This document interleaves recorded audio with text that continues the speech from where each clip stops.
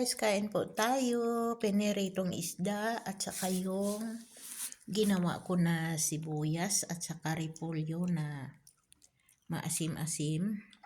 At saka yung karning baka na nilagyan ko ng bulaklak ng sibuyas at saka yung pampabango, isang gulay na mabango po siya. Ang tawag nila dito ay bagkitulaw.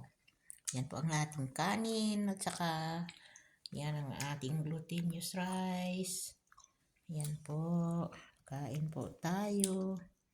Yan ang aking sinamak. Yan. Sinamak po ito.